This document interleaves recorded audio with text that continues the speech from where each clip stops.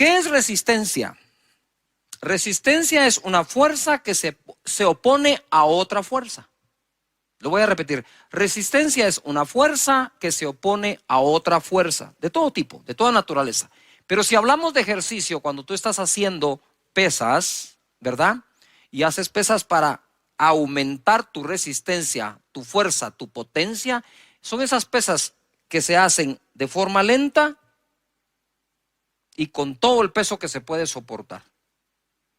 Y vas aumentando tu resistencia y cada día puedes aguantar más. Entonces, resistencia es una fuerza que se opone a otra fuerza. Al levantar las pesas, tú estás haciendo eso. En 1 de Pedro capítulo 5, verso 6, dice así: humillados pues bajo la poderosa mano de Dios, para que Él os exalte cuando fuere tiempo. Si estás estudiando las Escrituras, subraya cuando fuere tiempo. Echando toda vuestra ansiedad sobre Él, porque Él tiene cuidado de vosotros. Sed sobrios y velad, porque vuestro adversario, el diablo, como león rugiente, anda alrededor buscando a quien devorar. Estar sobrio y estar velando es lo que a ti te toca. Pero lo que le toca al diablo es devorar. Para evitar que nos devore, debemos ser sabios, debemos de estar sobrios y debemos estar velando. Verso 9, que es a donde quiero ir. Al cual resistid, resistencia, firmes en la fe. Quiere decir que lo que nos está recomendando el apóstol Pedro acá es: hey, ustedes tienen una fuerza para resistir esa otra fuerza. Entonces, el león anda, nuestro adversario, alrededor nuestro, viendo a quién devorar usando su fuerza. Pero si dice la Escritura, resistidlo estando firme o firmes en la fe, entonces lo que me está diciendo la Escritura es: tienes una fuerza para contrarrestar su fuerza. Eso es resistir firmes en la fe, sabiendo que los mismos padecimientos se van cumpliendo en vuestros hermanos en todo el mundo. O sea, no hay a uno que no lo ataque. Verso 10, mas el Dios de toda gracia, que nos llamó a su gloria eterna en Jesucristo. Ojo, después que hayáis padecido, no queda otra, que hayáis padecido un poco de tiempo, Él mismo os perfeccione, afirme, fortalezca y establezca. El final de toda esa batalla, el final de ese ataque, el final de que ande alrededor viendo si te devora o no, será que tú vas a ser perfeccionado, vas a estar firmes, fortalecido y establecido. Si nosotros somos capaces, dice, de resistirlo por un tiempo, resistid al diablo y él huirá de vosotros, dice la palabra. Entonces, esa resistencia es una fuerza contra la otra fuerza hasta que él se vaya y huya de tu vida. Hoy quiero hablar de eso, de la fe para resistir. Hay cosas que tenemos que aguantar. Eso es como la pelea del box, ¿verdad? En la pelea de los boxeadores, muchos de ellos cansan a su oponente, deja que lancen golpes y ellos aguantan y resisten y lanzan golpes y lo están resistiendo hasta que ven que ya está debilitado. Entonces contraatacan y chao. Igual aquí dice, tienen que resistir al diablo por un poco de tiempo. Lo que está pasando en el mundo entero va a tomar tiempo salir de allí, pero vamos a tener fe para lograrlo. En Hebreos capítulo 11, verso 1, dice la Escritura: es pues la fe la certeza de lo que se espera, la convicción de lo que no se ve. Y tú me puedes decir, pero Cash, ¿qué tiene que ver esto con lo anterior? Muchísimo, porque dice que lo resistamos firmes en la fe. No dice que lo resistamos firmes en nuestra propia fuerza, sino en la fe. Es pues la certeza de lo que se espera, la convicción de lo que no se ve. Otra versión dice las realidades. Es estar convencido de las realidades que no se ven. No se ven, pero son realidades. Estamos siendo atacados por las realidades que vemos. Pero debemos resistir confiando y creyendo en las realidades que no vemos. Por la fe se ven. Verso 2. Porque por ella alcanzaron buen testimonio los antiguos. Por la fe entendemos haber sido constituido el universo por la palabra de Dios, de modo que lo que se ve fue hecho de lo que no se veía. Entonces, ojo aquí, pongamos atención. Estamos siendo atacados por las cosas que se ven.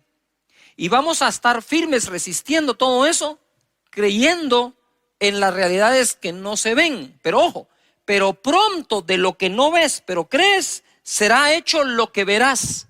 Lo llegarás a ver. Por eso cito la fe. Y hablando de la fe, la Escritura me enseña que por la fe es que los antiguos alcanzaron buen testimonio. Si nosotros estamos en la era de la fe y de la gracia, pues deberíamos de ser tan exitosos y aún más que aquellos en aquella época. Todo lo que lograron, lo lograron por la fe. Aún fueron justificados delante de Dios por medio de la fe. Hebreos capítulo 11, verso 8. Quiero hablar del padre de la fe. Abraham, cuando yo llegue al cielo por la gracia y misericordia de Dios, si me deja entrar, lo primero que voy a hacer, entre otras cosas, es conocer a todos estos que están en Hebreos 11. Y hay que empezar por el padre de esa fe, que es nuestro padre Abraham. Por la fe Abraham, siendo llamado, obedeció para salir al lugar que había de recibir como herencia, y salió sin saber a dónde iba. Por la fe habitó como extranjero en la tierra prometida, como en tierra ajena, morando en tiendas con Isaac y Jacob, coherederos de la misma promesa, porque esperaba la ciudad que tiene fundamentos, cuyo arquitecto y constructor es Dios. Por la fe también Sara, siendo estéril, recibió fuerza para concebir y dio a luz aún fuera del tiempo de la edad, porque creyó que era fiel quien lo había prometido. Por lo cual también de uno, y ese ya casi muerto, salieron como las estrellas del cielo en multitud, y como la arena innumerable que está a la orilla del mar. Debemos tener una fe para resistir, pero debemos tener una fe para recibir. Son dos cosas diferentes.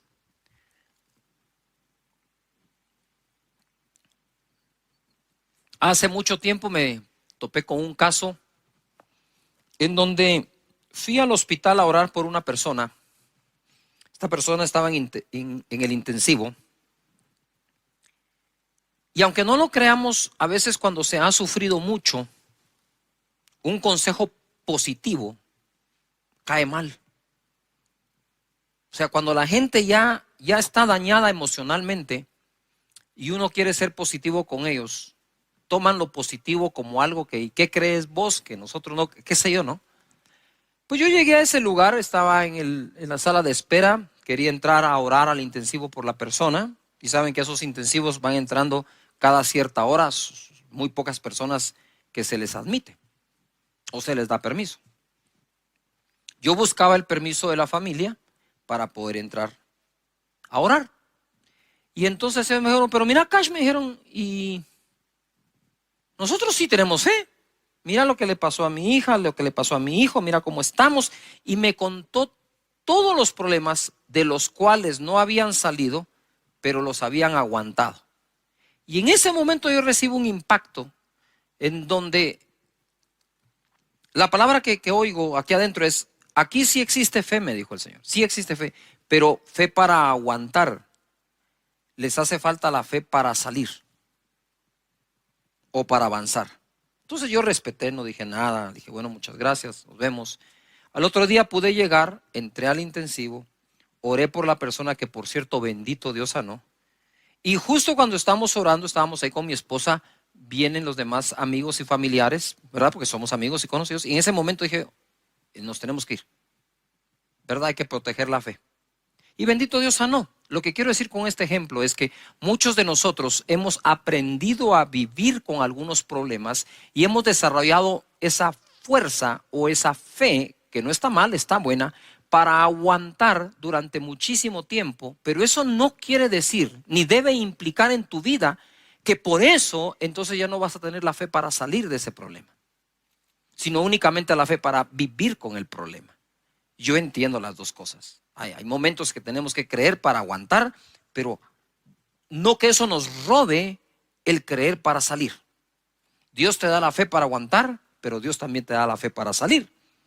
Abraham salió sin saber a dónde iba. Y la escritura dice, que leímos, que echemos nuestra ansiedad sobre él para que él nos exalte cuando sea tiempo. Ustedes saben que la incertidumbre del futuro motiva muchísimo la ansiedad interna en el corazón de nosotros. Y hoy por hoy hay mucha incertidumbre del futuro en la mente de muchísimas personas alrededor del mundo. ¿Qué irá a ser del futuro? ¿Qué irá a ser de la familia? ¿Qué va a ser del negocio? ¿Qué va a ser de la iglesia? Y todos somos atacados por eso, pero tenemos que contraatacar. Es decir, una fuerza que combate esa fuerza, resistencia, por la fe, estando firmes contra todo eso. Porque tu mentalidad no puede desboronarse, tu estructura mental no se puede corroer, contaminar y destruirse. Debemos mantenernos fuertes en nuestros pensamientos a través de las escrituras. Entonces, mira, Abraham cuando sale sin saber a dónde va. Pero a todos nosotros nos gusta saber, tener algo de certeza de lo que va a pasar en el futuro. ¿Vos me garantizás que si yo hago esto va a pasar aquello? Eso no es sino la voz de la ansiedad, de la incertidumbre, y quieren estar certeros. Pero Abraham, el padre de la fe, se fue sin saber a dónde iba, pero sabía quién iba con él. O sea, todo viaje mientras Dios te acompañe es bueno. Tú dices, pastor, me quedé sin empleo. No eres el único, son miles. La pregunta es, cuando te quedaste sin empleo, ¿Dios te abandonó y te dejó solo, o Dios te está acompañando en esa época y proveyendo para todo lo que necesites conforme sus riquezas en gloria en Cristo Jesús?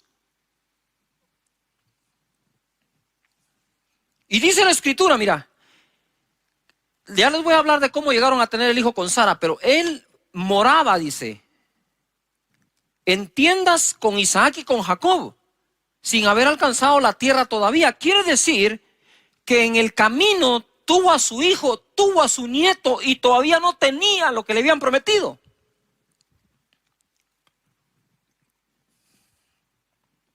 Pero si tienes un destino a dónde ir,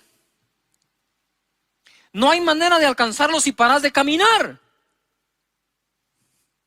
Si paro de caminar y si me detengo, el destino no va a venir a mí. Yo tengo que seguir caminando para alcanzarlo. Sara recibió fuerza para concebir, porque creyó que era fiel quien lo había prometido. Y Abraham, ya casi muerto, de él salió una multitud. Yo escribí esto: hoy muchos tienden a querer asegurar su futuro antes de moverse hacia dicho tiempo. Exigimos demasiado la certeza de cosas antes de tomar decisiones. Sin embargo, el padre de la fe salió sin saber a dónde, confiando en Dios. Habitó junto al hijo y nieto en tiendas, esperando lo que Dios prometió. Y ojo, y no encontrando un sustituto para ello. Él esperaba esa ciudad diseñada por Dios. Y en el camino pudo haber tenido muchas ofertas para sustituir aquello en lo que estaba creyendo. Tú no puedes aceptar sustitutos de la promesa que Dios te ha hecho a ti. Debes continuar estando firme, resistiendo, aguantando, creyendo hasta alcanzar lo que te prometió Dios. Pero muchos en el camino encuentran sustitutos a lo que Dios prometió.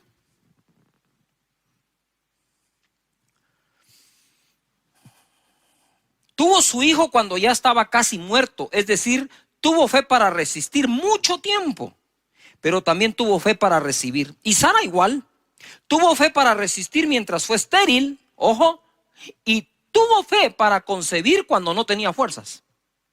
Porque una cosa es que era estéril, pero dice que ella recibió fuerzas para concebir. Son dos cosas distintas. Tenemos necesidad de desarrollar fe para el proceso. Ahora te cuento un poco el proceso. En Romanos capítulo 4 y verso 17. Como está escrito, eso subráyenlo: te he puesto por padre de muchas gentes delante de Dios, a quien creyó, el cual da vida a los muertos y ama las cosas que no son como si fuesen. Este es el proceso.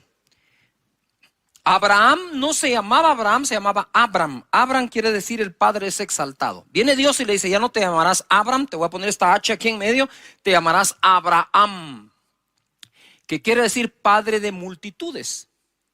Pero Dios llamó a Abraham Padre de multitudes sin tener ni un solo hijo.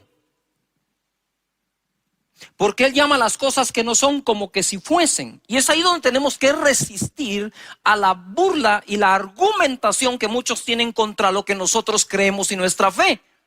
¿Tú crees que Dios abrió el mar rojo? Ah, pues alguien se va a burlar y dice, ¿cómo se te ocurre? ¿Crees que Jericó se cayó dándole vueltas hasta que se derribaron los muros? ¿Ah? ¿Tú crees que Jesús sanaba enfermos de lejos, a los leprosos, y ni siquiera tocarlos, diciéndole que fueran al sacerdote? ¿Crees que Pedro caminó sobre el agua? Pues esas cosas a la mente de mucha gente son ridículas, y entonces nos tratan de ridiculizar en nuestra fe. Pues lo mismo le pasó a Abraham. Yo me imagino que Sara salía y le decía, hey Abraham, que traducido es, hey, Padre de multitudes, porque eso significaba Padre de multitudes, y todos Padre de multitudes, ya está viejito. Ya no puede, sabemos que el otro es estéril, y encima de eso, orgulloso, ¿verdad? Prepotente, padre de multitudes. ¿Qué se cree este? Yo no sé si Abraham en algún momento le dijo a Sara, Sara, ya no me digas así, hombre, qué clavo, mira, todo el mundo me mira como que saber que fuera, pues que te vean como lo que sos padre de multitudes, ponete las pilas.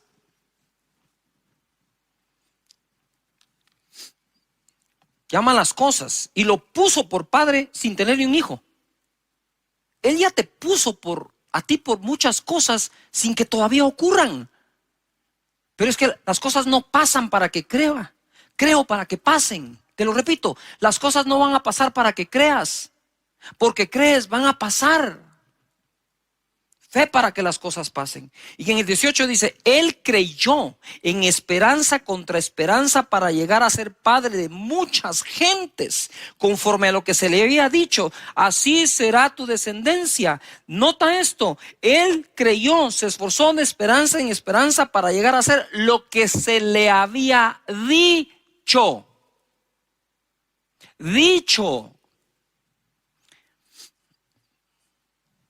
Yo podría decirles, miren mis hermanos, aquí la cosa se va a poner más fea. Espero que aguanten, ¿verdad? Ahí nos vemos en el año 2024, al rato ya salimos. No estamos para eso, las personas que tratamos de buscar a Dios para darte una palabra. Estamos para darte una palabra de fe, que la creas. Entonces Él dice que se esforzó de esperanza contra esperanza. Hay una versión que fue escrita de otra forma, dice, Él se esforzó de esperanza contra todas las demás esperanzas. No se daba esperanza por el viejito Abraham, pero no necesitaba que nadie se la diera. Él sabía lo que creía y sabía en quién creía. Verso 19, y no se debilitó, yo subrayé la palabra debilitó, en la fe. Eso quiere decir que hay personas que ya se están debilitando en la fe. ¿Cómo? Te voy a enseñar cómo no se debilitó y qué hay que hacer para no debilitarte en la fe. Pongan atención, subrayen, escriban en el chat, no me debilitaré en la fe, no me debilitaré en la fe.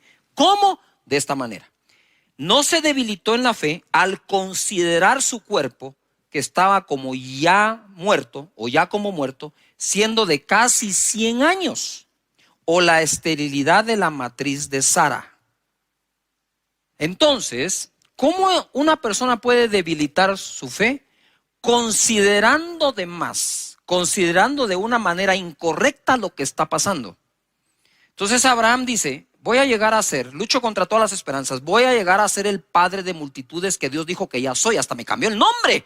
Ya yo soy un padre de multitudes y todos. ¿Y dónde está el hijo? Ustedes espérense.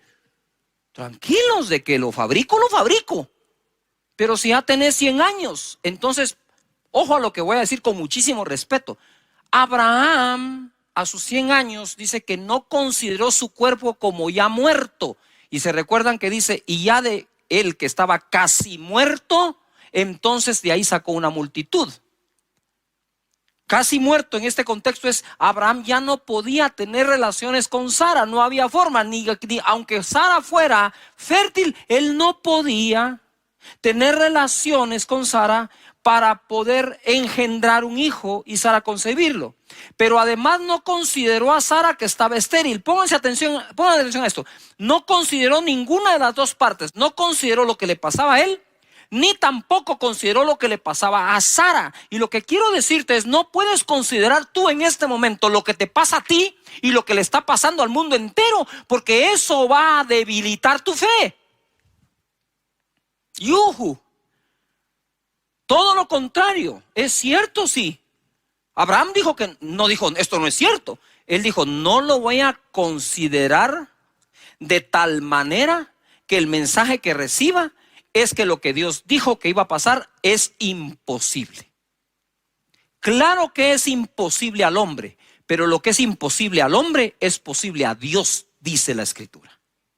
Entonces vamos a nosotros a leer la Escritura con la manera de pensar que tenemos, o vamos a renovar nuestra manera de pensar por las Escrituras. Pienso de acuerdo a lo que está escrito. Yuhu. Esto está demasiado bueno. No se debilitó al considerar. Entonces, ¿qué hago yo para no debilitarme en la fe? Es no considerar de más todo lo que está ocurriendo. Porque afuera, sí, hay realidades que se ven, pero están escritas para ti realidades que se llegarán a ver. Gloria a Dios. ¿Saben qué? Yo después de predicar este mensaje me voy a sentar a oírme. 20 dice, tampoco. Todos pongan en algún lugar, tampoco. No me debilito y tampoco. Dice, dudó por incredulidad. Es que una vez se debilita la fe, lo que viene es la incredulidad. No se debilitó por incredulidad de la promesa de Dios, sino que se fortaleció en fe, dando gloria a Dios, plenamente convencido. ¡Wow! Esto es una fe para el proceso. De cuando Dios te hable a cuando Dios ocurra, pueden pasar días, semanas, meses, años o generaciones. No vamos a tapar el sol con un dedo. Puede ocurrir. Pero como he dicho yo, si lo que Dios me prometió no se cumple mientras yo estoy vivo, mi mayor herencia va a ser decirle a mis hijos, se va a cumplir mientras tú estés vivo. Y si no se cumple, le vas a decir a mis nietos que se va a cumplir mientras ellos están vivos, porque así fue como Abraham pasó su fe a Isaac y a Jacob.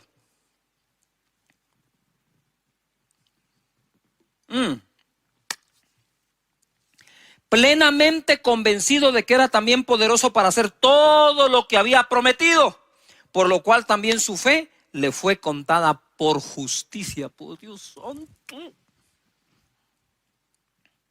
Gloria a Jesús. La fe es lo que justifica. Saben, a mí me trauma Hebreos capítulo 11, en el buen sentido de la palabra. Porque me identifico tanto, porque en Hebreos 11 no hay una sola persona perfecta, ni siquiera cerca de la perfección, ni una sola. Y todos fueron justificados mediante la fe. En Hebreos capítulo 11, verso 17. Entonces ahora Abraham por fin se esforzó, llegó a ser padre de uno. Ahora tenía un hijo. Y ahora viene acá y dice, por la fe Abraham cuando fue probado. Muy bien. Primero puse fe para el proceso. Ahora escribe fe para la prueba. Porque tu proceso pareciera terminar cuando se cumplió una promesa, pero quizás después de cumplirse la promesa vendrá una prueba. Y dice, por la fe Abraham cuando fue probado ofreció, escribe la palabra ofrecer, ofreció a Isaac. El que había recibido las promesas, de nuevo, ofrecía su unigénito. Por eso es que yo le digo, subrayen la palabra ofreció, ofrecer, porque es clave, se está repitiendo. Fue probado, ofreció a Isaac su único al que ofrecía. Habiéndosele dicho, en Isaac te será llamada descendencia. Entonces, la descendencia, ¿de dónde iba a salir ahora? De Isaac.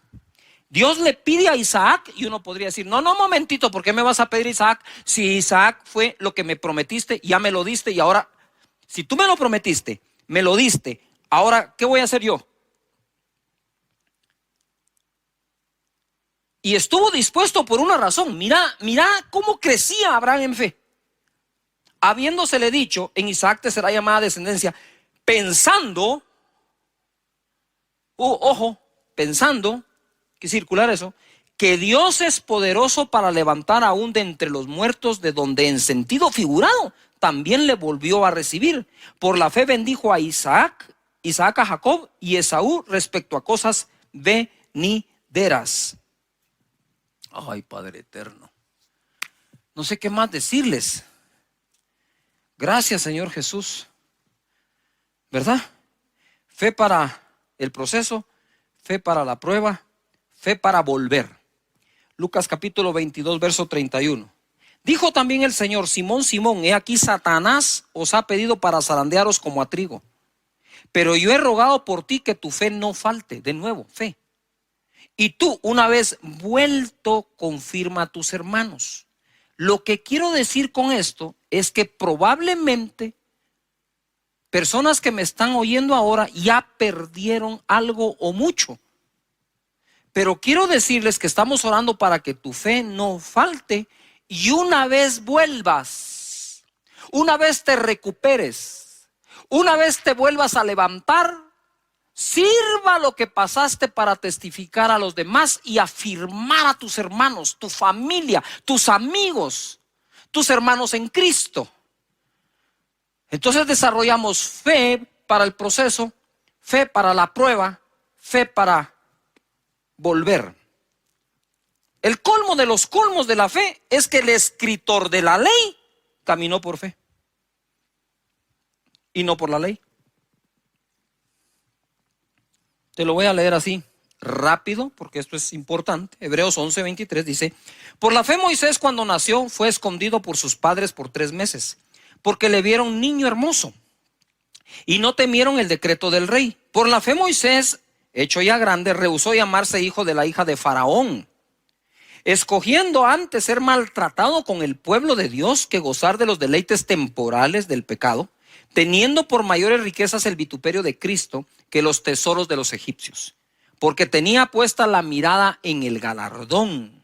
Mirada, esta es la clave aquí, mirada.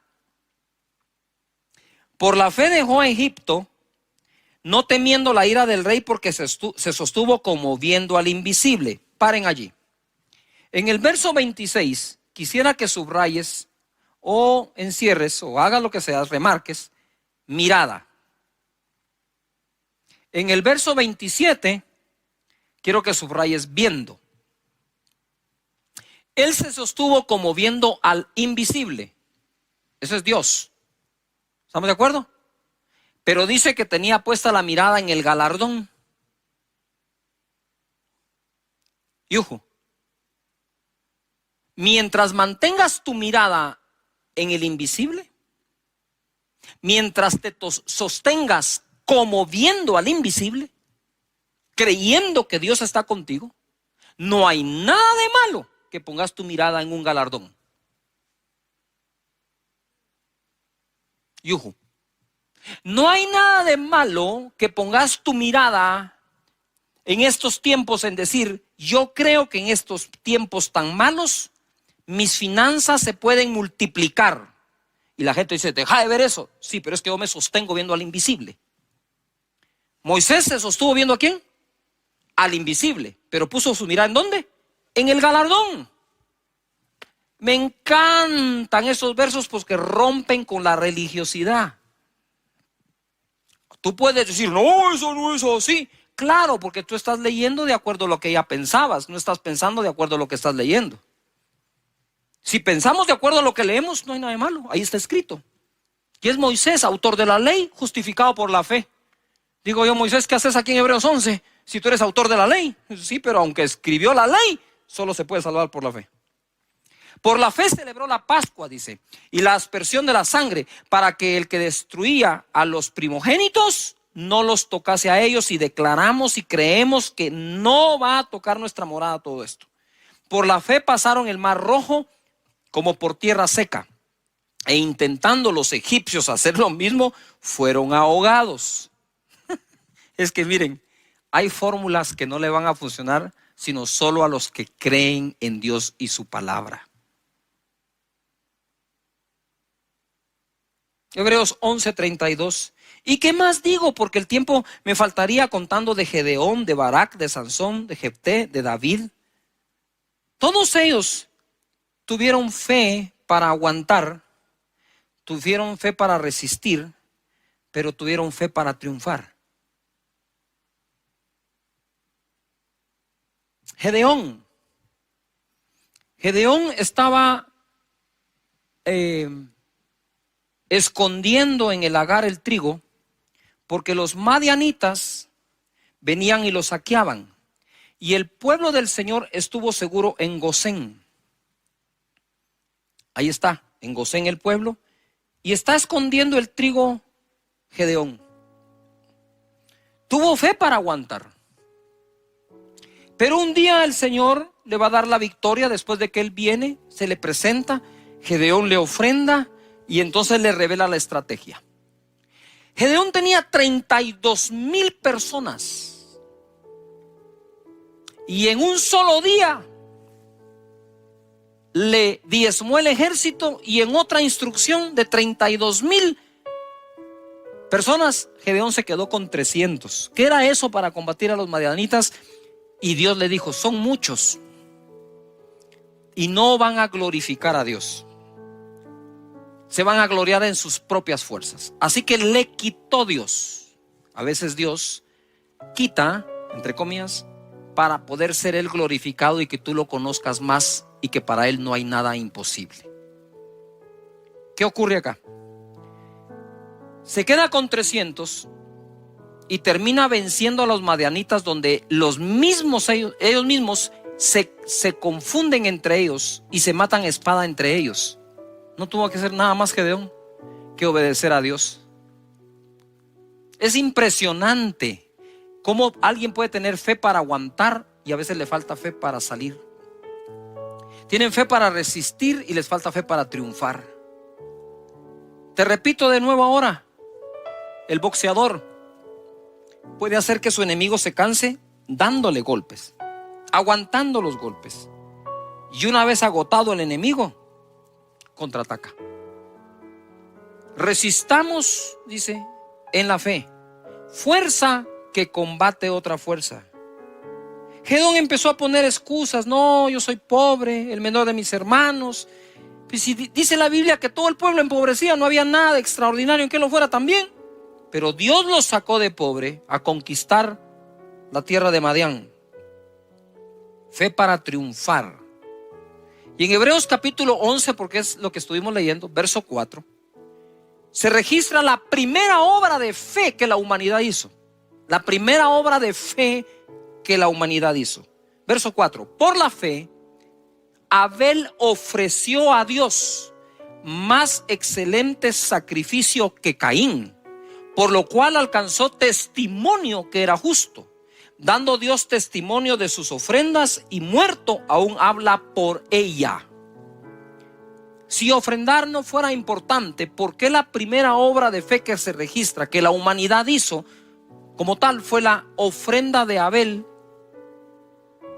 que fue mejor que la de Caín? Y por eso Dios lo bendijo a tal punto que Caín vino a matar a su hermano por envidia. Y dice la escritura que aquella ofrenda todavía habla delante de Dios. Sí, hay que tener fe para aguantar, pero debemos tener fe para el proceso. Debemos tener fe para poder salir, para la prueba, para volver, porque todos los hombres en Hebreos 11 eso hicieron. 1 Corintios capítulo 15, búscalo allí, mientras en el verso 57, mientras te doy un avance de esto. Miren, es tanta la información que estamos recibiendo de lo malo que ocurre, de las personas infectadas, de las personas que fallecen. Es tanta la información que recibimos del desempleo que puede existir, de la crisis que hay, la economía está golpeada, 70% de la población ya fue afectada económicamente, que tenemos que tener mucho cuidado con el manejo de esa información dentro de nuestra mente y qué tipo de pensamiento puede llegar a afectar. Porque la Biblia dice que lo que el hombre piensa, eso es él. También dice la Escritura que nuestras armas en la milicia son poderosas en Dios, no son carnales, para derribar argumentos, altivez, todo lo que se levanta en contra del conocimiento de Dios, llevando cautivo todo pensamiento a la obediencia de Cristo Jesús. Por lo tanto, lo que pensamos es muy importante. Y estamos ahora no solo peleando una batalla o contra un virus o contra los problemas económicos. La batalla más grande que quizás estés peleando en este momento es la batalla de la mente. Entonces, en 1 Corintios 15, 57 dice, o se nos enseña, mas gracias sean dadas a Dios que nos da la victoria, y por favor subrayen la palabra victoria o enciérrala en un círculo, por medio de nuestro Señor Jesucristo. Lo primero que tenemos que tener claro es que nosotros somos más que victoriosos en aquel que nos amó. Y esa palabra victoria es algo que debes escribir en algún lugar, que debes subrayar en tu Biblia o marcar en tu escritura digital. La cosa es que tienes que tener presente esa palabra, victoria. Empieza a utilizar esa palabra lo más que puedas. Entonces, sigue así. La Escritura nos sigue enseñando. Así que, o como consecuencia, así que, hermanos míos amados, estad firmes y constantes, creciendo en la obra del Señor siempre, sabiendo que vuestro trabajo en el Señor no es en vano. ¿Qué es lo que quiero decir? Es, mientras sigamos contando las historias que no son de victoria, porque no creo que en esta época todas las historias sean de fracaso. Hay historias, muchas historias que son de victoria. Entonces yo digo, ¿por qué no empezamos a buscar todos los testimonios posibles dentro de nuestra gente? Hay muchísimos. Nosotros no solo escuchamos oraciones, escuchamos testimonios y aprovechando que estamos hablando del tema, puedes ir a casadedios.org y escribir tu testimonio. ¿Qué es lo que glorifica a Dios? Ojo, nuestros problemas no glorifican a Dios.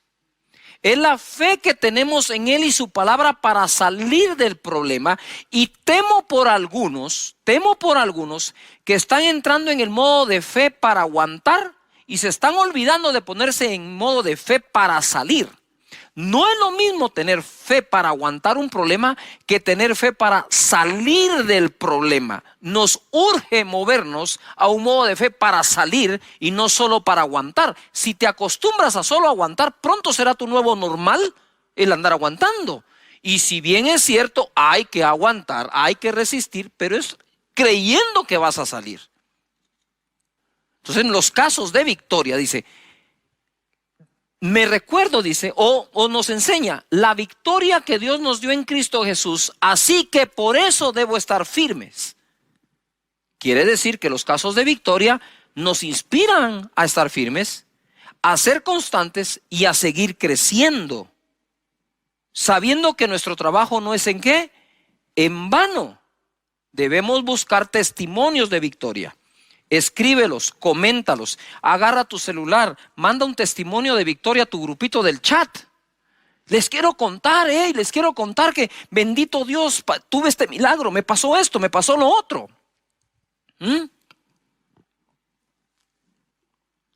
No solo es oren por mí, me quedé desempleado. Es escribir, bendito Dios, ya tengo el empleo. Bendito Dios, ya se abrió la empresa. Bendito Dios, ya sanó el enfermo. Tenemos que llenarnos de esos casos.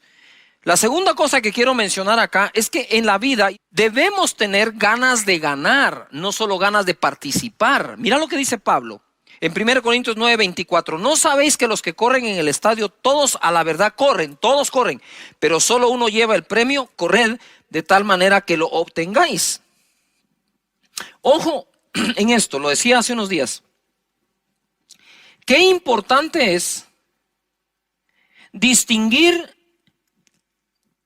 o discernir, entender, comprender de qué tipo de carrera está hablando. Está hablando de la carrera que haces en la mañana o que haces en una faja o el ejercicio para mantenerte bien, en forma, quemar calorías, quemar grasa, o está hablando de la carrera competitiva.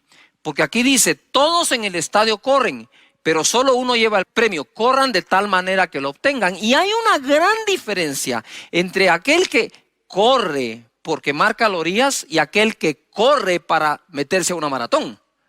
O sea, el hombre que va a correr o la mujer que va a correr una maratón se prepara de diferente forma, duerme de diferente manera, come de diferente manera, pero además de eso adquiere un conocimiento extra. Como decía yo, no es lo mismo que tú vayas con tu amigo a jugar al tenis, por decir algo, o incluso al fútbol, y vas a jugar porque hay que pasar el tiempo, y es divertido, es buenísimo. Que otra cosa es, bueno, ¿qué es lo que debes aprender para competir en ese deporte? Entonces Pablo nos está exhortando a que no hagamos las cosas como de, nada más como de rutina, sino como que fuera competencia. Es decir, si vas a correr, dice, tenés que comprender algo. Todos corren, pero solo uno lleva el premio. Y le dice, y ustedes corran de tal manera que lo obtengan. Entonces imagínate lo que Pablo está diciendo. Si todos nosotros acá, la banda y nosotros vamos a hacer una carrera, dice, bueno, todos ustedes van a correr, pero les dejo claro algo. Solo uno lleva el premio. Corran de tal manera que lo obtengan. Pero si solo uno va a llevar el premio, pero nos pide que todos corramos como que fuéramos nosotros el que va a obtener el premio. Pablo era competitivo, pero competitivo en todo lo que hacía. Y me encanta cuando usa los deportes. Ahora bien, ahí les va algo.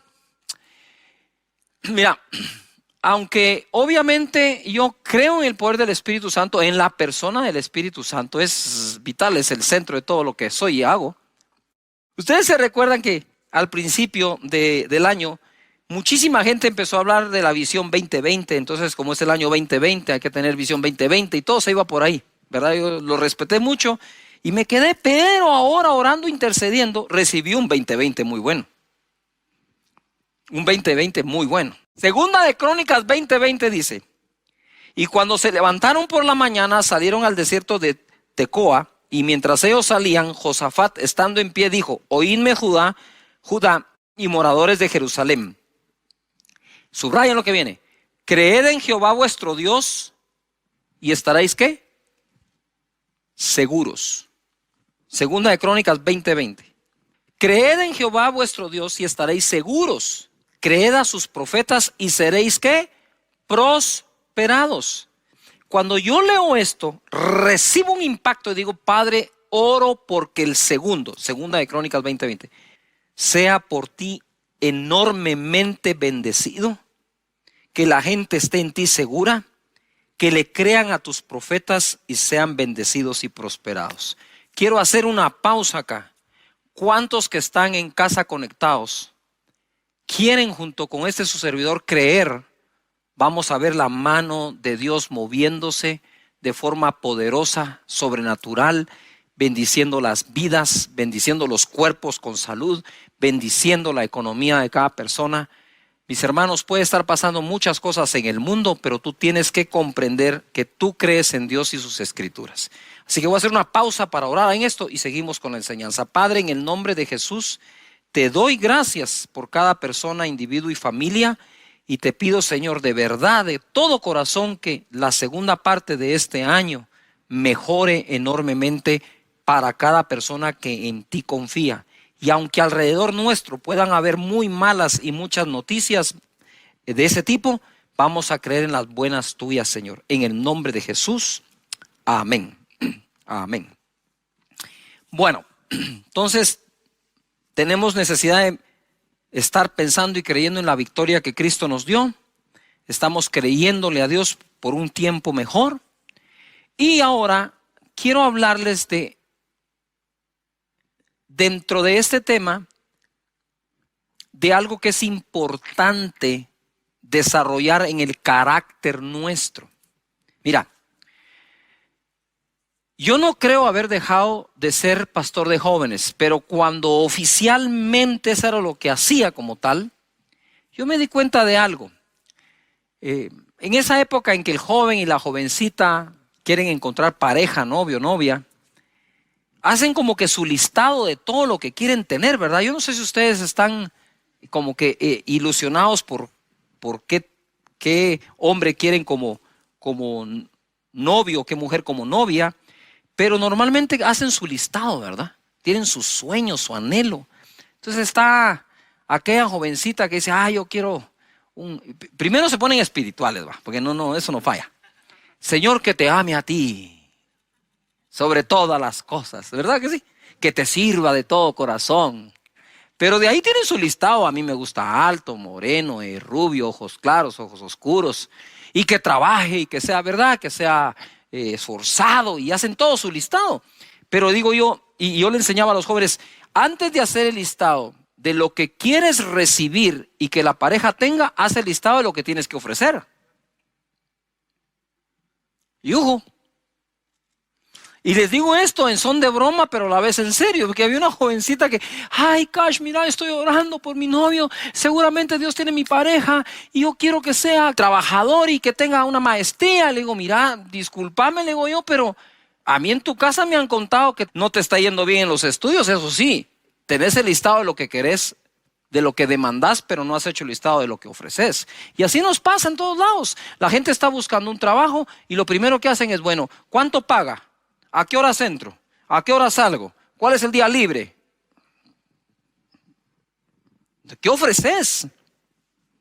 Y esta época no está para andar demandando mucho, está para incrementar nuestra oferta. Para eso tenemos que agregar valor a nuestra vida, valor a nuestro conocimiento para tener algo mejor que ofrecer. Porque si hay una crisis de empleo, no te puedes dar el lujo de no incrementar aquello que tengas o puedas ofrecer. En 2 de Reyes capítulo 4 verso 1 dice, una mujer de las mujeres de los hijos de los profetas clamó a Eliseo diciendo, tu siervo, mi marido, ha muerto. Y tú sabes que tu siervo era temeroso de Jehová y ha venido el acreedor para tomarse 2 hijos míos por siervos o esclavos. Y Eliseo le dijo, ¿qué te haré yo? Declárame qué tienes en casa. Y ella dijo, tu sierva ninguna cosa tiene en casa, sino una vasija de aceite. Al parecer la mujer se dio cuenta que sí tenía algo después de declarar que no tenía nada. Porque de verdad que una pequeña vasija con aceite era insignificante para la crisis que le había dejado el marido. Hay cosas que a mí me cuesta comprender. Dice que esta es mujer de uno de los hijos de los profetas. Y le dice a Eliseo, tu siervo. Entonces el marido de esta mujer era siervo de Eliseo. ¿Sí? Y Eliseo fue un hombre acostumbrado a ver el poder de Dios sobrenatural. Pero el hecho que veamos o deseemos ver el poder sobrenatural de Dios no nos exime de ser sabios, inteligentes en lo que hacemos y prepararnos. Esa mezcla es la mezcla que siempre he tratado de buscar en la vida. Dios es sobrenatural y hará lo sobrenatural. Pero Moisés incluso fue educado. ¿Y qué de Sadrach, Mesach y Abednego? ¿Y qué de Daniel? ¿No buscaban la sabiduría de estos jóvenes? El mismo Nabucodonosor, el rey de Babilonia, buscaba la sabiduría que estos tenían. Entonces es una, ¿cómo dijera eso? Como encontrar ese punto de equilibrio, porque Dios te da lo sobrenatural como te da el conocimiento y la ciencia y la inteligencia y el consejo y la prudencia. Es el mismo Dios que hace una, es el mismo Dios que te da la otra también. Y no entiendo cómo este hombre, siendo se supone discípulo de Eliseo, dejó endeudada a la viuda. Me cuesta entenderlo, muchísimo. Pero, ¿verdad? ¿Por qué cuesta entenderlo? Por ese estereotipo que tenemos de los hombres de Dios que no pueden fallar en nada. Eso es una gran mentira, fallamos en muchísimas cosas. Somos vulnerables igual que todos, cometemos errores igual que todos, ¿verdad? Entonces este hombre quizás cometió ese error de dejar endeudada a la viuda y ahora venía un problema mayor. tenía que pagar la deuda entregando a sus hijos como esclavos. ¿Qué madre quiere eso? Nada, imagínate. Quedas viuda y encima de eso endeudada. No hay con qué pagar la deuda. Te piden a los hijos como garantía. Y ahora lo que tienes es una vasija con aceite.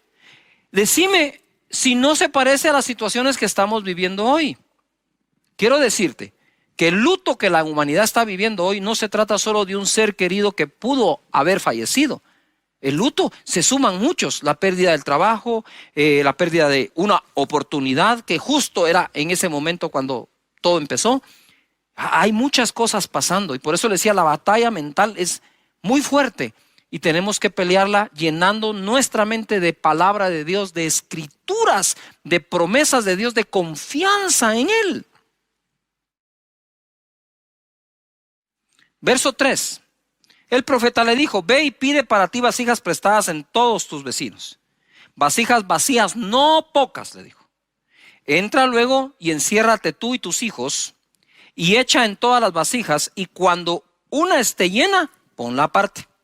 Le dio hasta un método para hacerlo. Y se fue la mujer y cerró la puerta, encerrándose ella y sus hijos. Y ellos le traían las vasijas y ella echaba el aceite. Cuando las vasijas estuvieron llenas, dijo a uno de sus hijos, tráeme aún otras vasijas. Él le dijo, no hay más vasijas. Entonces cesó el aceite. Vino ella luego y le contó al varón de Dios, y el cual dijo, ve y vende el aceite y paga a tus acreedores, y tú y tus hijos vivid de lo que quede.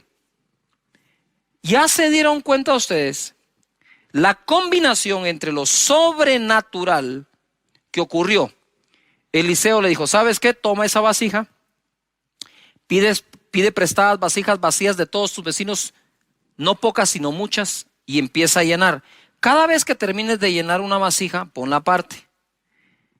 Y entonces cuando ya llenaron las que tenían, la mujer le dice al hijo, a uno de ellos, ve y trae más vasijas, y al hijo, ya no hay vasijas, se acabaron. Entonces dice él, cesó el aceite. Y viene el profeta y le dice, bueno, ahora vende todas. Eso es una instrucción. ¿Qué es lo que a la gente no le gusta? A la gente le gusta, el milagrote, pero las instrucciones ya no. Y es ahí donde la cosa ya no funciona. Entonces la instrucción es, vende las vasijas, paga la deuda. Y con lo que quede, vive tú y tus hijos.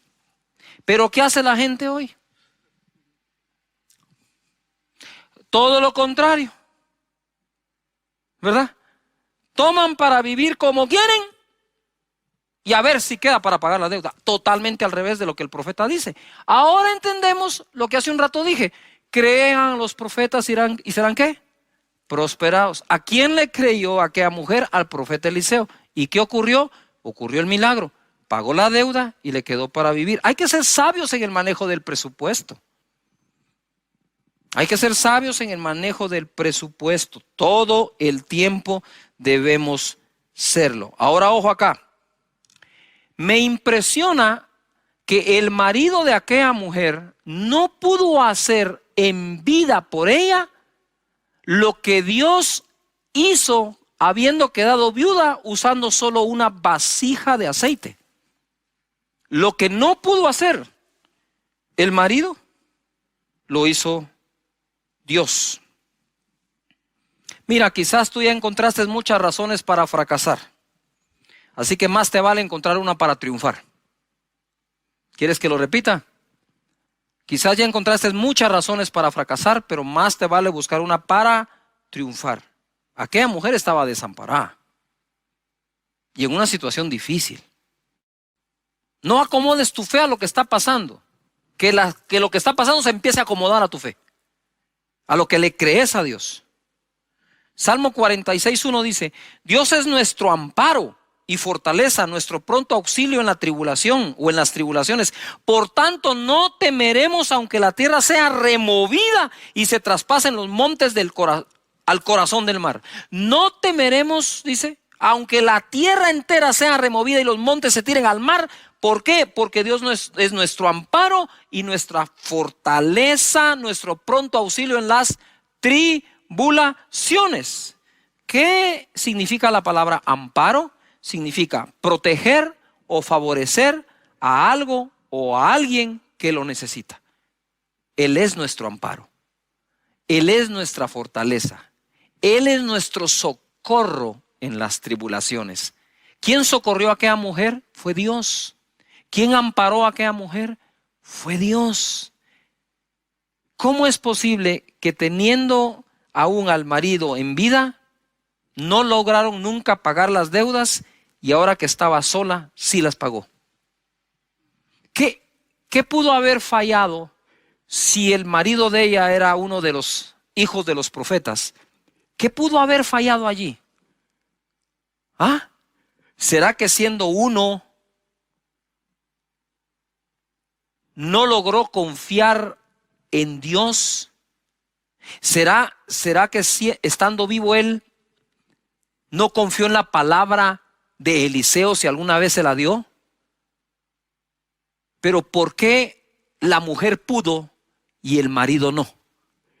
Simple y sencillamente porque ante una situación tan dura, ella fue directo a la fuente, a Dios, y de Dios recibió la estrategia. Padre, en el nombre de Jesús, revela estrategias a cada familia, a cada persona. La situación de aquella mujer era terrible, pero Dios es más grande que tu situación. Salmo 91:1 dice: el que habita al abrigo del Altísimo morará bajo la sombra del Omnipotente. Diré yo a Jehová, esperanza mía y castillo mío, mi Dios, en quien confiaré. Date cuenta, el que habita al abrigo del Altísimo morará bajo la sombra del Omnipotente. Diré yo. Lo repito, perdón, diré yo. ¿Qué tú tienes que decir? Diré yo, Jehová, esperanza mía y castillo mío, mi Dios, en quien confiaré. El desamparo puede llevarnos a la tristeza y la depresión, pero también puede llevarnos a buscar a Dios como nunca antes y ser amparados por Él y terminar morando bajo su omnipotencia. Y nada nos será imposible. Ojo, lo mismo que deforma a las personas, forma a otras personas. Aquella mujer, al quedar desamparada debido a la muerte de su cónyuge, tuvo un encuentro con la omnipotencia de Dios. No digamos con el Dios de la omnipotencia. Y notar esto. Personas, por ejemplo, cuando lo rechazan, de verdad se vuelven personas resentidas, malas, haters. Pero otros, cuando han sido rechazados, se vuelven empáticos, aman al prójimo, y lo mismo que deformó a uno es lo mismísimo que formó al otro. Hijos que que vimos disuelto el hogar de nuestros padres, nos convertimos en personas de bien, y otros, por menos de eso, se convirtieron en personas de mal. Aquella mujer se pudo haber convertido a saber en qué. Al quedar viuda, desamparada, se pudo haber amargado, y no que los profetas, sino que, y este que era tu siervo, mira lo que está pasando. Nosotros conocemos la buena historia en medio de la crisis, pero pudo haber sido una mala historia también. Eso va a depender de la reacción que tú tengas ante todo lo que está pasando a tu alrededor. Lo que ofrecemos ensancha nuestro camino. Proverbios 18:15 dice: el corazón del entendido adquiere sabiduría, y el oído de los sabios busca la ciencia. La dádiva del hombre le ensancha el camino y le lleva delante de los grandes. Adquiere sabiduría y ciencia, dice. Mas la dádiva, ¿qué es lo que dice? La dádiva del hombre le ensancha el camino. En Proverbios 3:16, ¿qué es lo que debes adquirir? Proverbios 3:16 dice: largura de días está en su mano derecha, en su izquierda riquezas y honra. El contexto es: bienaventurado el hombre que adquiere sabiduría.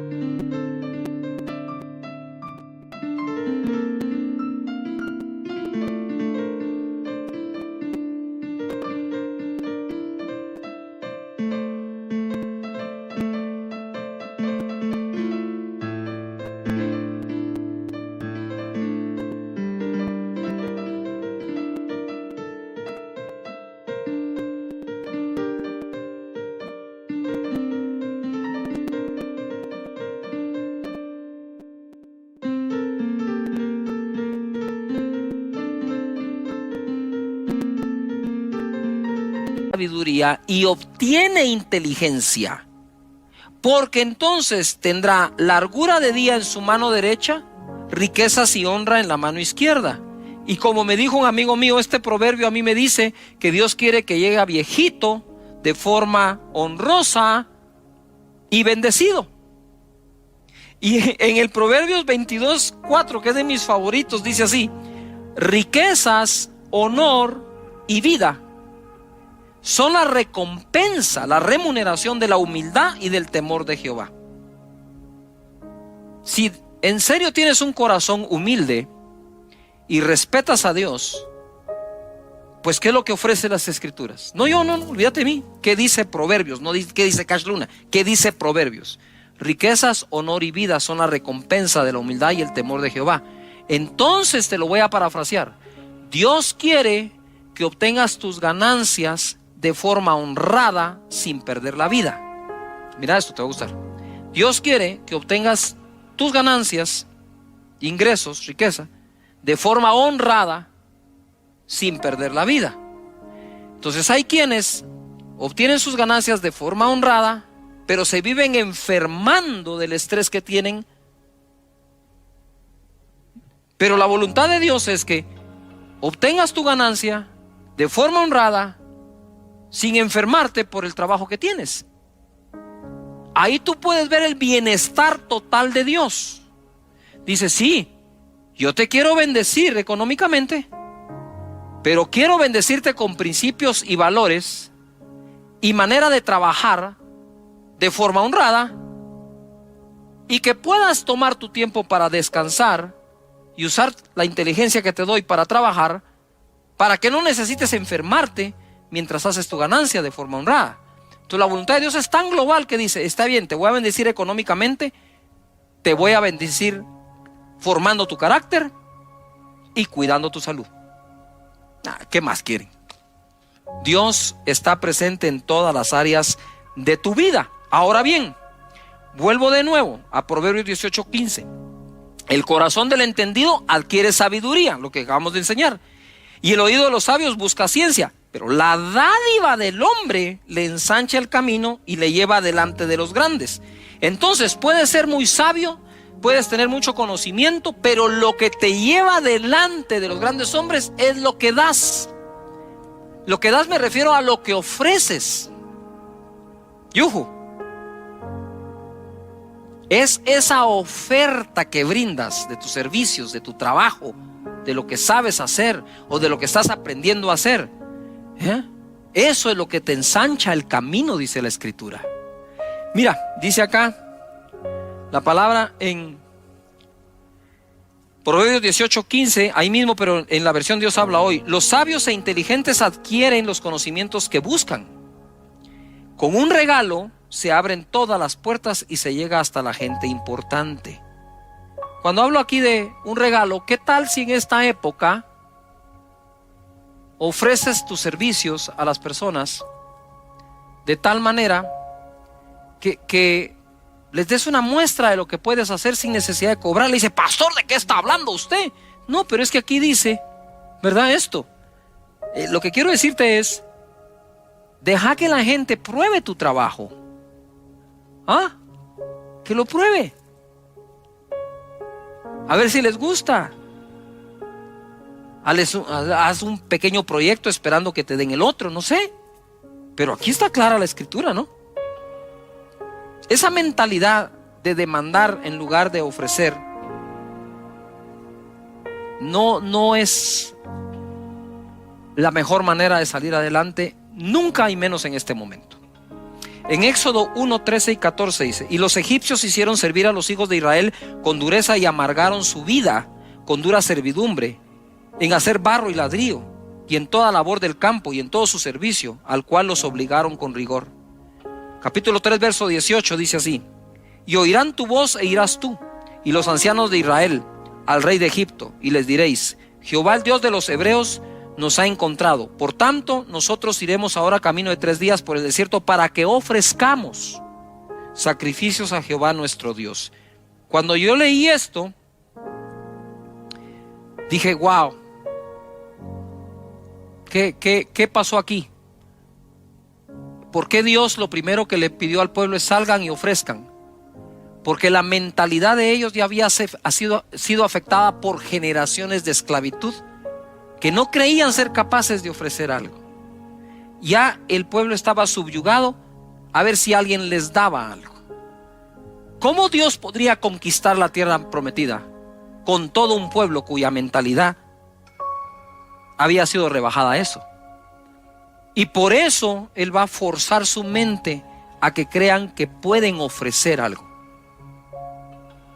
Que puedan ofrecer algo.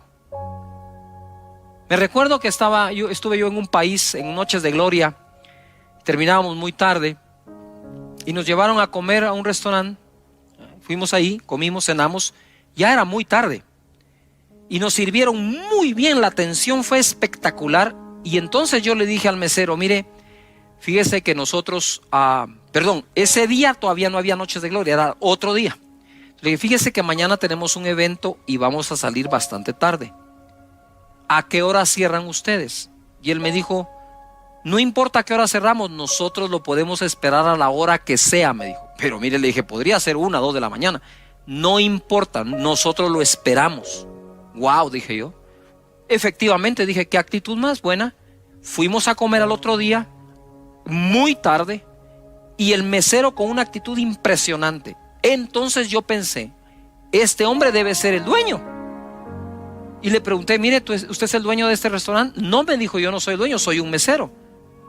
¿Y por qué se queda tan tarde? Mire, me dijo, es que si tiene tiempo le cuento la historia así breve. Me dijo, yo fui un empresario, gané mucho dinero, vino la crisis, vino la espiral, todo se vino abajo. Yo solía ir 4 veces al año a Estados Unidos a vacacionar con mi familia, me dijo. Y entonces sí, le dije, pero este es el único empleo que tengo ahora, me dijo. Mi empresa cerró, quebré. Así que si usted quiere y su equipo venir a comer a las 3 de la mañana, aquí vamos a estar a las 3 de la mañana, no importa. Y yo me fui de espaldas. Dije, este hombre se va a volver a levantar seguro. Porque no está pensando sino en qué tiene que ofrecer. Yo quisiera orar hoy por todos ustedes para que Dios les bendiga en su vida física, salud, familiar, como esa viuda. Pero que no crean que están desamparados, porque están amparados por Dios. Y que Dios bendiga tu iniciativa, tu trabajo de tus manos, y salgas adelante. Y que te dé ideas para tener algo que ofrecer. ¿Les parece que oremos? Padre, en el nombre de Jesús, muchas gracias por la vida. Gracias por las oportunidades y los ejemplos que en las Escrituras encontramos, como esta viuda. Señor, que sepamos que tú eres el amparo nuestro y el amparo de todos. Señor, en el nombre de Jesús, te pido para que exista paz en el corazón y en la mente de las personas. En el nombre poderoso de Jesucristo, muchas gracias. De que dieron la mía extra, o aquellos siervos que hicieron solo lo que se les pidió, son llamados siervos inútiles. Para ser siervos útiles, hacemos más de lo que nos piden, ¿verdad? Esa es la enseñanza de Jesús, tanto a los líderes como a seguidores, como a todas las personas. Debemos aprender este principio para todos nosotros. Luego de eso vimos cómo fue promovido David. David no fue promovido por lo que el papá le ordenó hacer, lo hizo, fue al campamento de sus hermanos que estaban en batalla contra Goliat. Él llevó unos quesos, unos panes y regresó con prendas de sus hermanos para decirle a su padre que ellos estaban bien. Pero fue promovido porque él mató a Goliat, que nadie se lo pidió, él mismo se ofreció a hacerlo. Y de tal manera que cada uno de ellos fue recibiendo la promoción porque hizo más allá de lo que se les pidió. Entonces ahora quiero, habiendo resumido un poco esto, continuar ese mensaje que dimos. En Génesis capítulo 22, verso 8, ustedes se recordarán que tuvimos o tenemos la historia de Abraham cuando Dios le pide a su hijo y va a subir el monte para sacrificarlo. Entonces ahora ya me voy yo a ese momento en que sube con su hijo Isaac. Y respondió Abraham, porque le dice a Isaac: ¿y dónde está el cordero o lo que vamos a sacrificar? No lo veo por ningún lado.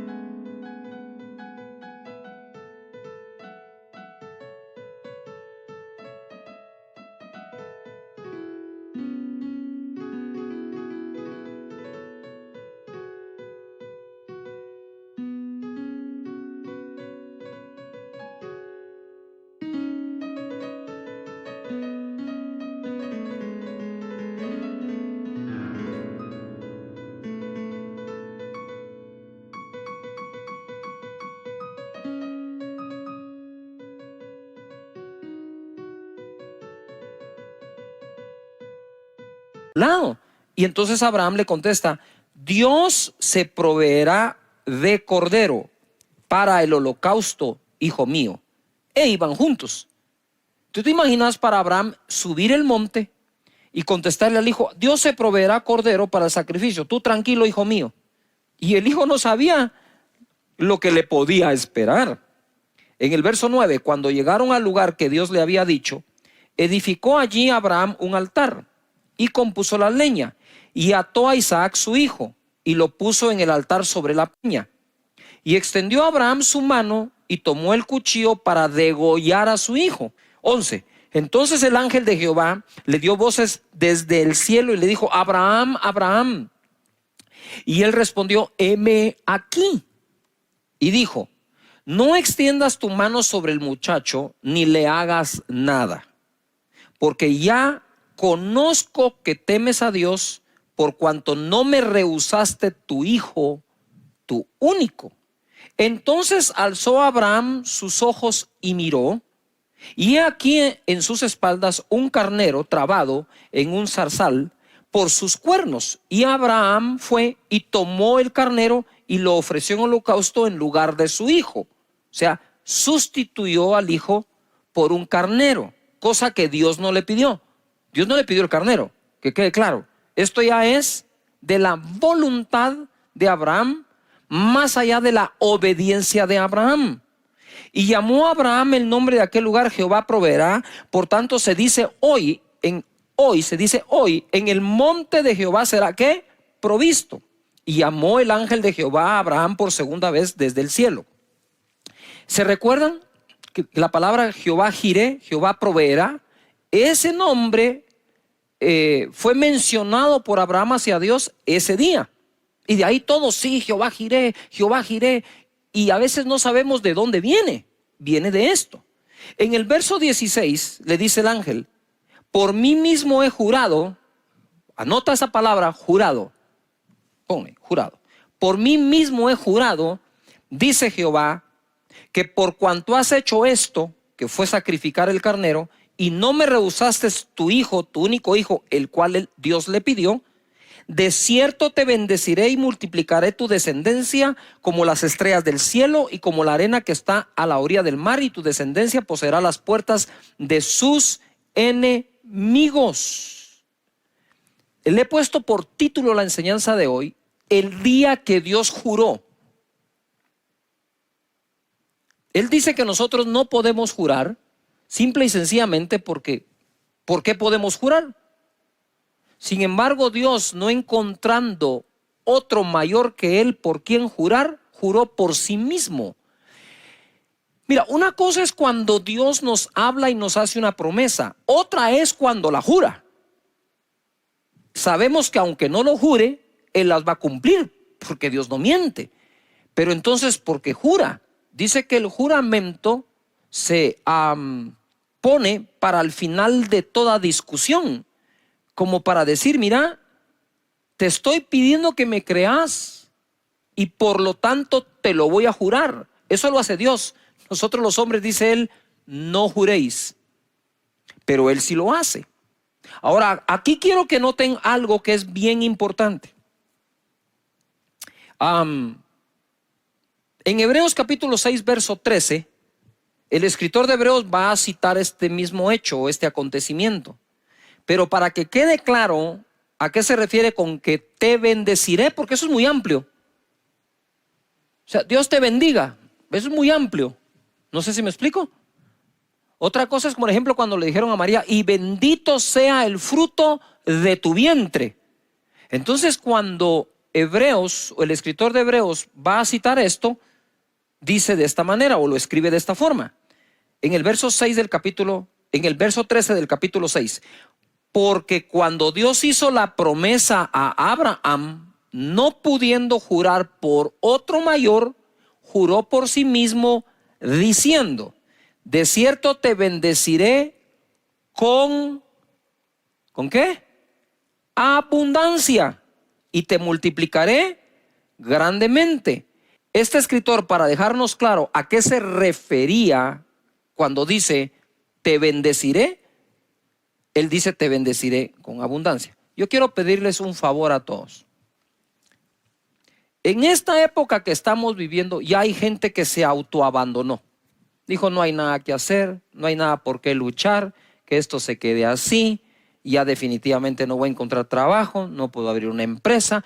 Y yo digo, si ya encontraste 10 razones para fracasar, más te vale que busques una buena razón para triunfar. Y creo que una buena razón para salir adelante es que Dios juró bendecirnos de esta manera a Abraham y su simiente. Ahora quiero que pongan un poquito de atención a esto, porque se pone súper interesante. Ustedes que están acá, pónganle atención a esto. A parar un poco.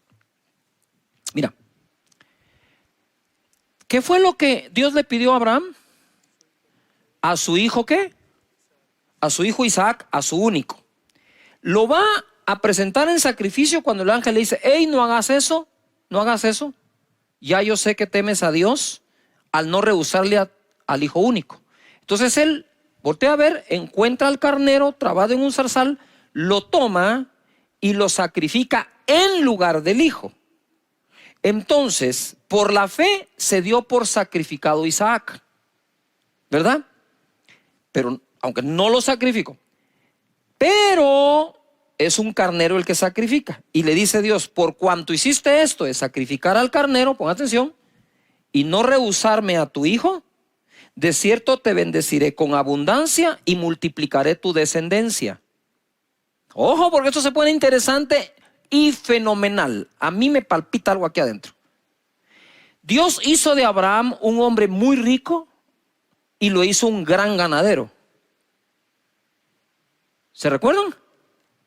Eso surge del sacrificio del carnero.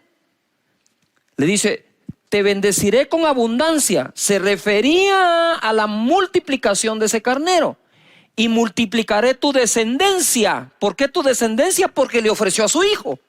Entonces iba a ser bendecido en su descendencia e iba a ser bendecido en todo lo que significaba o representaba el carnero.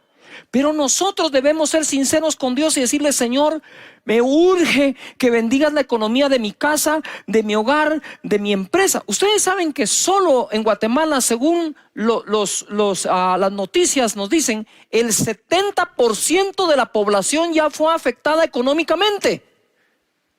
Si pretendemos salir de forma natural, es difícil que lo logremos, pero si nosotros vamos delante de Dios como fue Jacob, ¿sí? Como fue Abraham, como fue Isaac, que de hecho somos tan bendecidos como ellos, porque el libro de Gálatas dice que la bendición de Abraham nos fue dada a los gentiles en Cristo Jesús.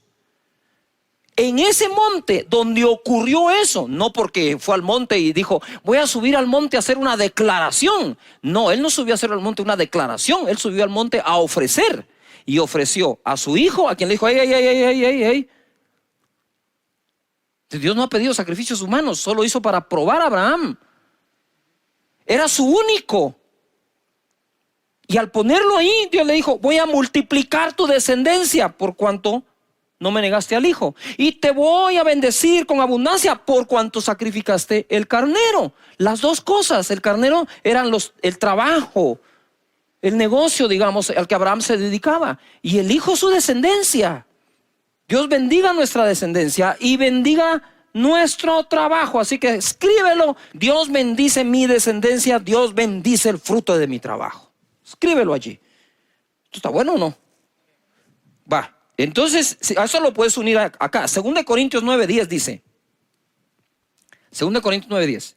Y el que da semilla al que siembra y pan al que come, proveerá y multiplicará vuestra sementera y aumentará los frutos de vuestra justicia. Por favor, si pueden ustedes circular, subrayar o escribir en algún lugar la palabra sementera.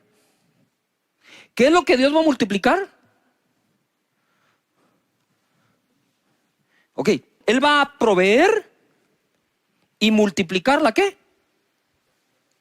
Sementera. ¿Sí o no? ¿Dónde está qué? La semilla. Todo buen sembrador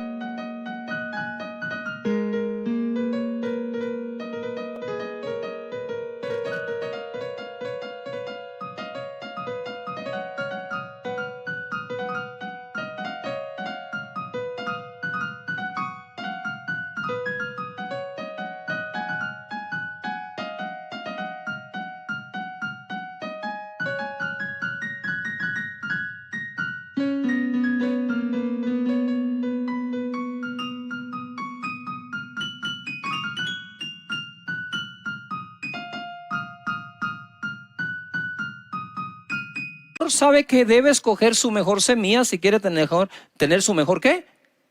Cosecha. Y entonces dice acá, aumentará los frutos de vuestra justicia, y el fruto proviene obviamente de la semilla. Abraham, de nuevo, quiero volver a él. Él dijo, voy a aumentar, voy a bendecir, ¿sí?, tu sementera, por lo tanto tu descendencia.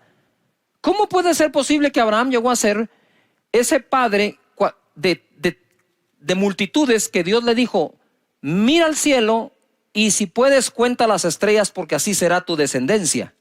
Pero para pasar allí, le dijo, ¿me darías tu hijo? Para Abraham ya sé que sí. Por lo tanto, multiplicaré tu descendencia.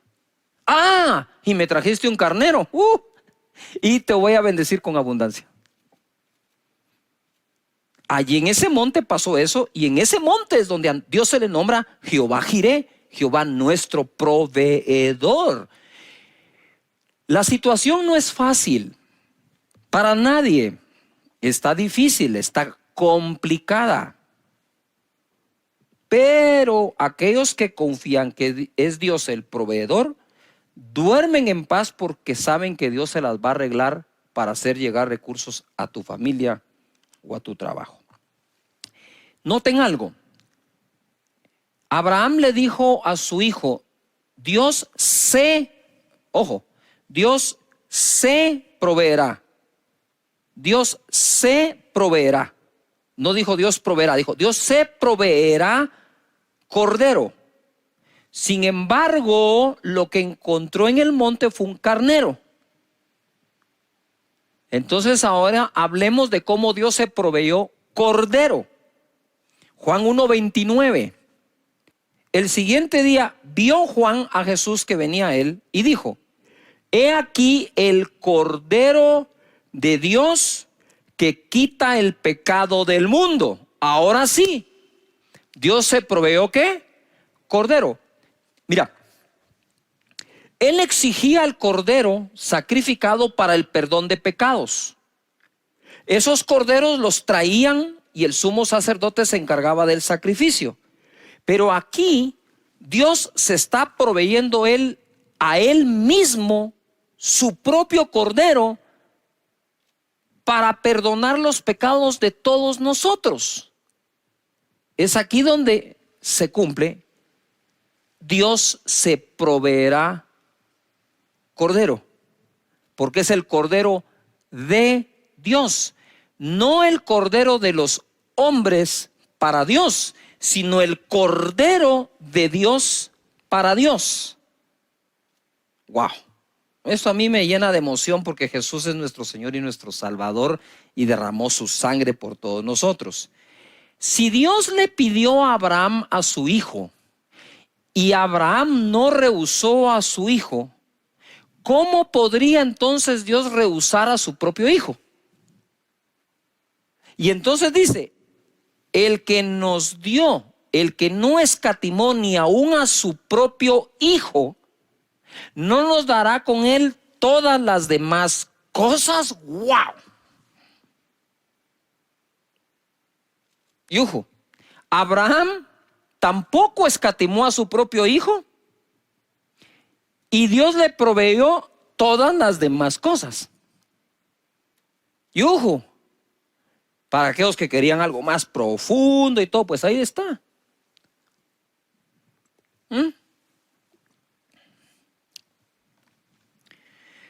Es impresionante lo que ocurre con Jesús, cordero sacrificado. Efesios 5:1. Ahora sí, agárrense de la silla donde quiera que estén. Esto se va a poner de mejor todavía. Efesios 5:1 dice, sed pues imitadores de Dios como hijos amados, y andad en amor como también Cristo nos amó. Subrayen amó, amar. Como también Cristo nos amó y se entregó a sí mismo por nosotros. Cordero de Dios. Lo que viene, por favor, subráyalo, porque esto te va a quitar algunas cosas que en la mente quizás te han puesto, personas que sin leer tan solo dan opiniones. Subraya lo que viene, creo que va a ser muy edificante para tu vida. Él se entregó a sí mismo por nosotros, ofrenda. ¿Qué palabra está ahí? Ofrenda, estoy hablando de Jesús.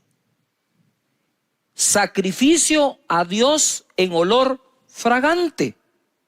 Entonces, ese sacrificio que Jesús hizo en la cruz fue la ofrenda de Jesús para con su Padre.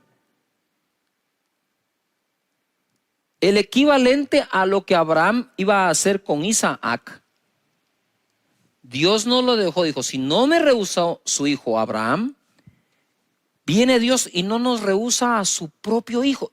Mira, una cosa es creer en el sacrificio que Jesús hizo, y otra cosa es ver el amor de Dios de haberlo entregado por nosotros.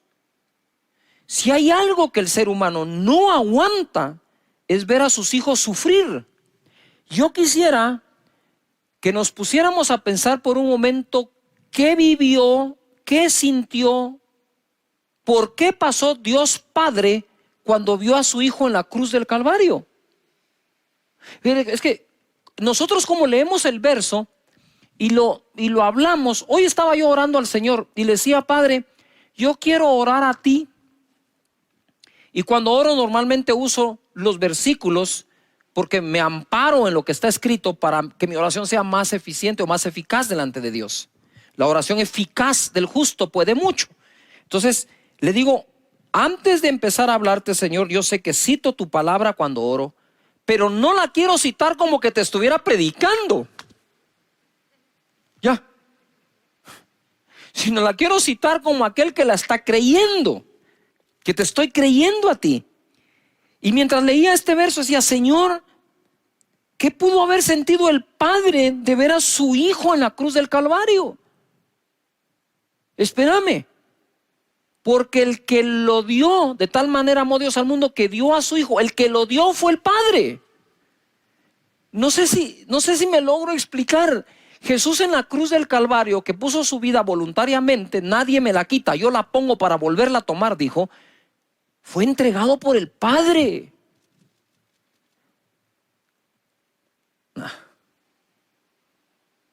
Ver a tu hijo sufriendo en la cruz, o ver a tu hijo sufriendo y saber que tú lo entregaste.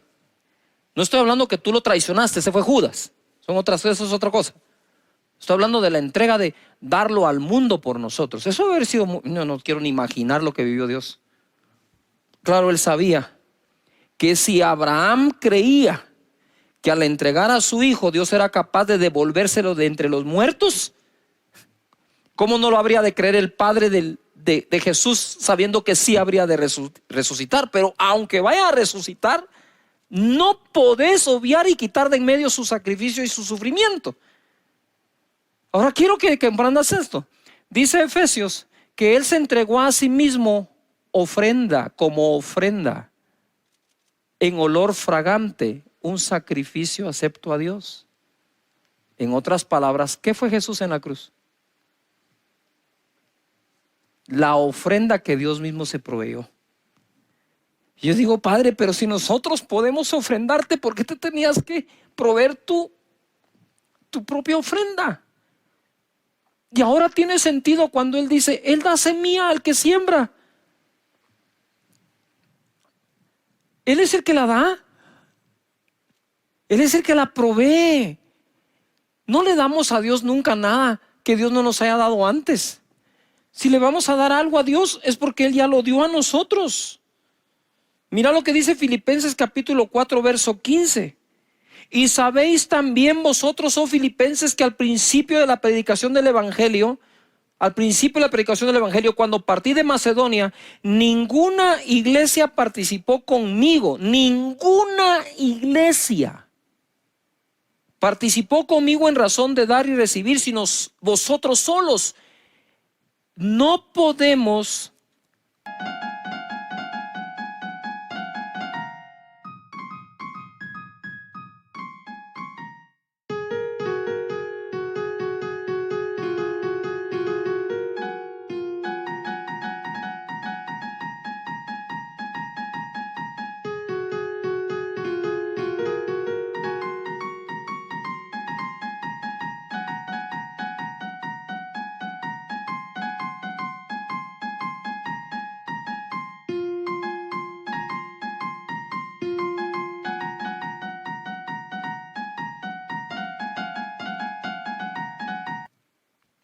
esperar que todos comprendan esto, porque el mismo Pablo dijo, ninguna participó conmigo, solo una. Solo una tenía ese entendimiento en aquel entonces, los filipenses. Y no es que busque dádivas, sino que busco fruto que abunde en vuestra cuenta. Pero todo lo he recibido y tengo abundancia, estoy lleno, habiendo recibido de Epafrodito lo que enviasteis, olor fragante, sacrificio acepto, agradable a Dios. El mismo calificativo que le dio al sacrificio de Jesús en la cruz, sacrificio agradable a Dios en olor fragante, es el mismo calificativo que le da a nuestras ofrendas. Entonces, mientras algunos te pueden criticar por hacerlo, juzgar, señalarnos, perseguirnos, Dios dice, no. Eso es sacrificio agradable a mí en olor fragante. Lo que enviasteis. Y cuando dice enviar, como que estamos en esa época, ¿no? De buscar la manera de enviar la ofrenda. El 19 es la palabra que te tengo acá. Mi Dios pues suplirá todo lo que os falta conforme a sus riquezas en gloria en Cristo Jesús. Mi Dios pues suplirá todo lo que os falte conforme a sus riquezas en gloria en Cristo Jesús. Y aquí quiero hacer una pausa en esto y quiero regresar a cuando estaba diciéndoles, cuando oro le digo, Señor, voy a usar las escrituras, las uso, Señor, tu palabra dice, tu palabra dice, tu palabra, ¿verdad? Pero no como predicándole a Él, sino como recordándome en lo que estoy creyendo. Y de pronto orando, siento un impacto que algunos han perdido su sinceridad para hablar con Dios. Tú puedes decir, bueno, esto se acabó, hay que cerrar el negocio. Sí, pero no la provisión. Y como que, ahora vamos a ver qué pasa. Señores, no entren en ese estado. Esto va a durar más tiempo. Y tenemos que acudir al Señor. Y ser sinceros, Señor, decíselo. Sí me preocupa mi situación económica. Hemos estado tensos en casa, discutimos, pero hemos llegado a un acuerdo que te vamos a creer a ti con todo el corazón. ¿Qué nos cuesta ser sinceros con Dios en lugar de andar fingiendo que somos los superhombres y supermujeres super mega espirituales cuando por dentro estamos afligidos, tenemos afán, preocupaciones? Vamos delante de Dios. Vamos delante de Él y yo digo, Señor, bendice a tu pueblo, bendice a tu gente, Señor, multiplícales. Mira, Proverbios 27:18 nos enseña, quien cuida la higuera de su pueblo, comerá su fruto. Quien cuida una higuera come de su fruto. Y el que mira por los intereses de su Señor tendrá honra.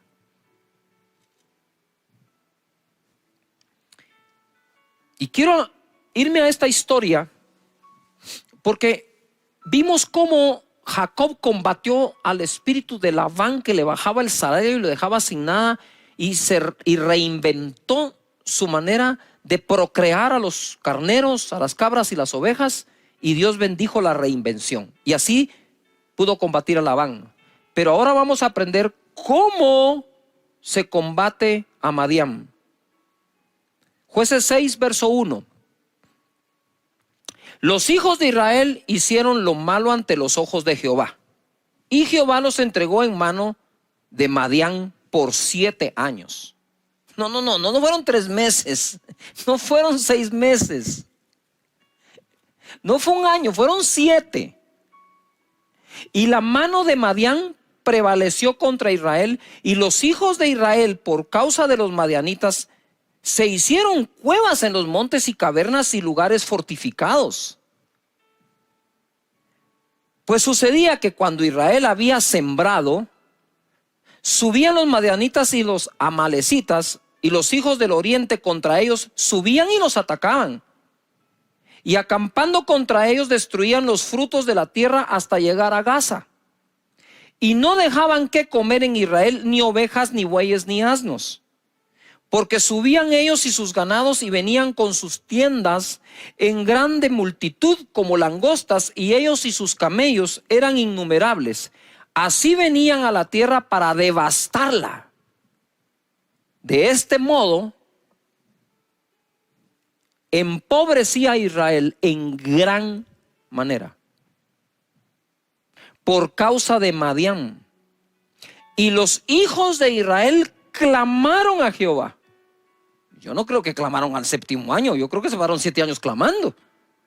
Y cuando los hijos de Israel clamaron a Jehová a causa de los madianitas, o sea, yo creo que oraron todo el tiempo, pero este último clamor como que iba a poner final a aquella temporada.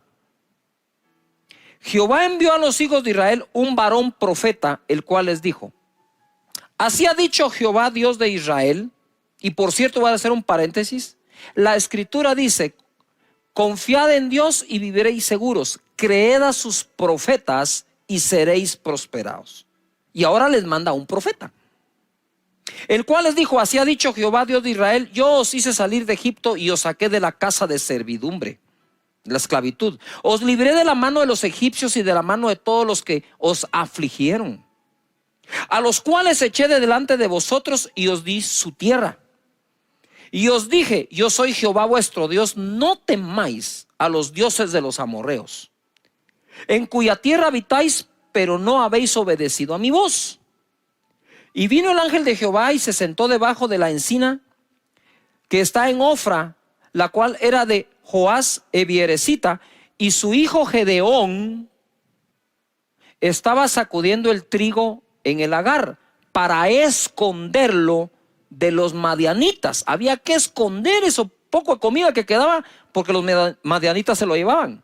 12. Y el ángel de Jehová se le apareció y le dijo: Jehová está contigo, varón esforzado y valiente.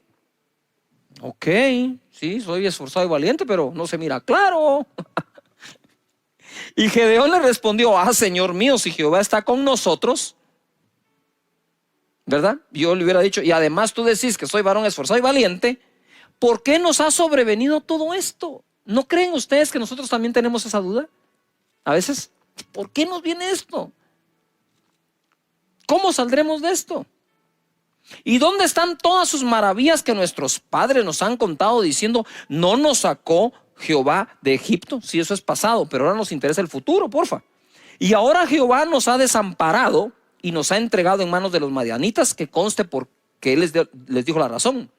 14. Y mirándole Jehová, no le habló. Una cosa es hablarle a alguien, otra cosa es quedársele viendo para hablarle. Cuando tú te le quedas viendo a alguien para hablarle, le estás diciendo: poneme toda tu atención, te voy a hablar. Y mirándole Jehová le dijo: ve con esta tu fuerza. ¿Cuál? ¿La esforzado y valiente? ¿O la fuerza de que adentro de su corazón permanecía que él creía que Dios era capaz de sacarlos?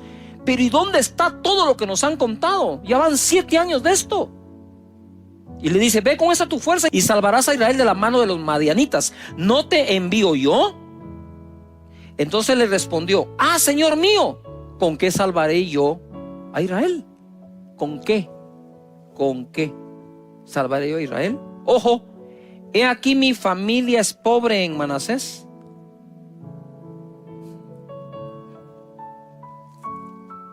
y yo el menor de la casa de mi padre. Pregunto, a ver, estudiantes, he aquí mi familia es pobre y yo el menor. ¿Y quién no estaba pobre después de 7 años de haber sido saqueados? Yo no estaba diciendo nada nuevo, ni estaba diciendo nada que los demás no estaban padeciendo. Mi familia es pobre en Manasés y yo el menor en la casa de mi padre. 16. Jehová le dijo: ciertamente yo estaré contigo. Eso te debe bastar. Y derrotarás a los madianitas como a un solo hombre. Y él respondió: yo te ruego que si he hallado gracia delante de ti, me des señal de que